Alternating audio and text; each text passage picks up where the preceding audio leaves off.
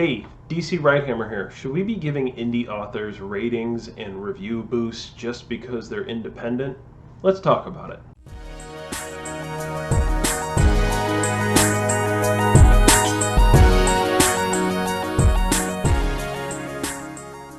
So just to make sure we're on the same page, an independent author is somebody who publishes and they don't have a major publisher behind them, or even in some cases mid-level publishers. They might have small presses that help them out, but independent authors are people who basically do everything from writing to making sure they have a professional editor if they're going to hire one, to making sure they have a book cover, to getting it published, so on and so forth.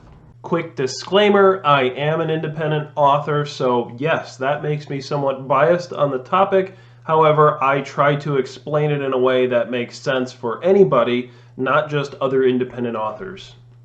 And indie authors have to compete with juggernauts in the major publishing space in order to get sales. They also have to compete with other independent authors, not necessarily directly. It's not like the Sharks and the Jets and they're fighting for sales, but if a reader is going to buy a single book, you're basically competing with everybody under the sun for that sale. And indie authors aren't full-time authors in most cases. They have day jobs, they don't have huge marketing budgets, and it's a really big deal if somebody can stick with it as an independent author, write the book, go through all the steps, and get it published.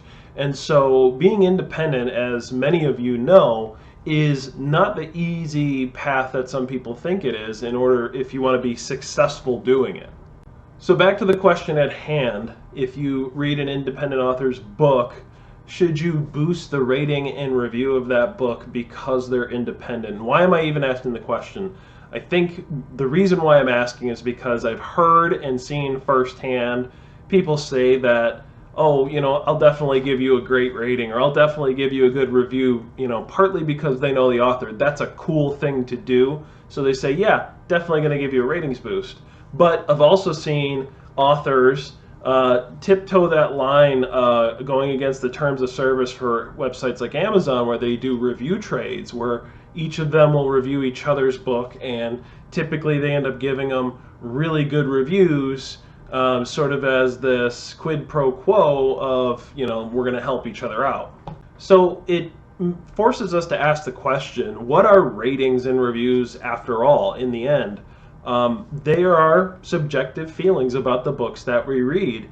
There is no specific criteria that everyone agrees upon when they rate or review a book. And that means that there's a lot of leeway.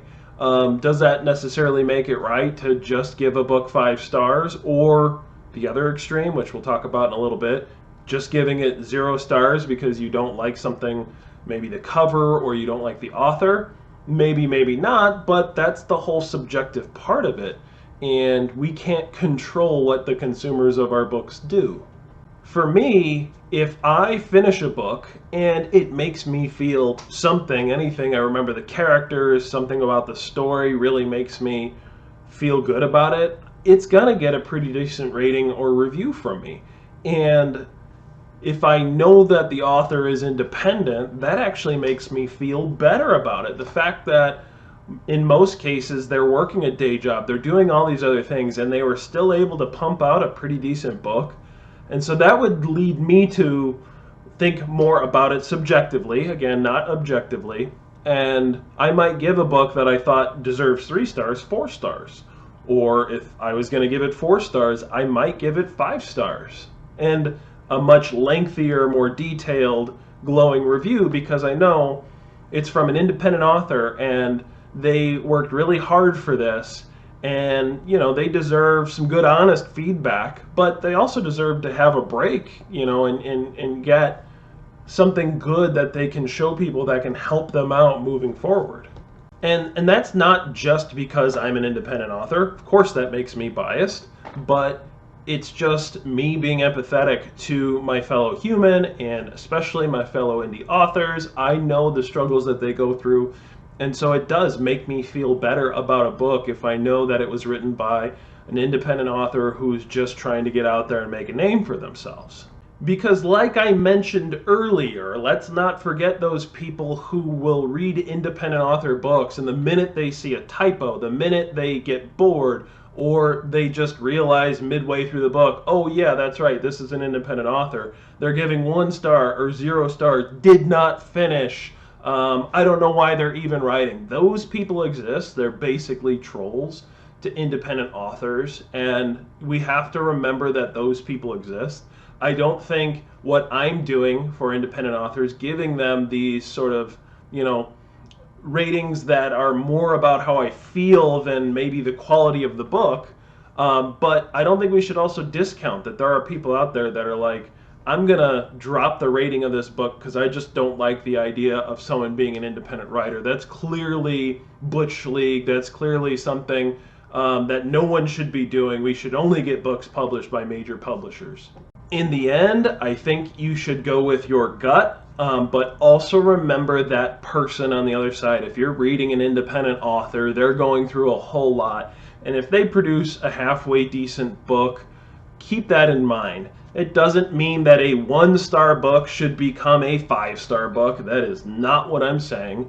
But it does mean that you should give them the benefit of the doubt, maybe round up if you're at 3.5 stars or something like that, and just kind of push a little bit extra that way because they are putting in that extra effort, and if they have a decent story, I think they earn the right to get that little bit of a ratings or review bump. So there you have it, my take on if we should give indie authors boosted ratings and reviews just because they're independent. If you like this content, please give this video a thumbs up. If you haven't already, please subscribe down below, and I will catch you all next time.